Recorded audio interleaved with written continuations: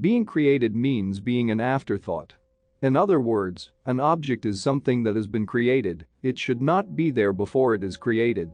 And to be created means that this thing needs a force with which it will ascend to the realm of being.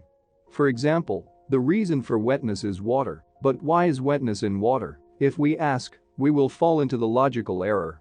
Because water is the source of wetness, it is unreasonable to ask questions such as why is wetness in it? Just like that, if a question like ask the creator, who created you? We will fall into the same logical error.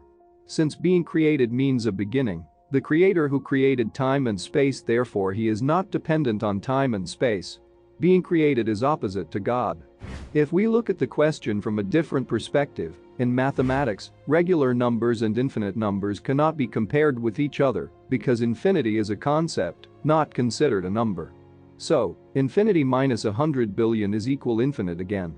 Infinity plus 300 million is also equal infinite again. How does the concept of infinity and number differ from each other? You make critic mistakes by comparing the artist, who is God, and the arts that he creates with each other. Does it look like a table made by a carpenter? No. Does it look like a decor made by a blacksmith? Of course, no. God will not be like those of us, or existence.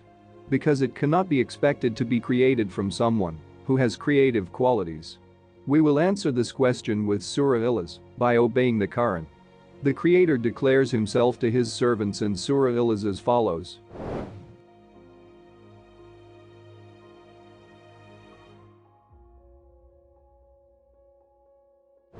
As a result, everything has a creator.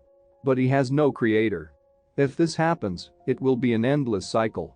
There must be a final point on which everything is based. Or it'll get complicated. The job is inaccessible. All the light, or reflections on earth, come from the sun.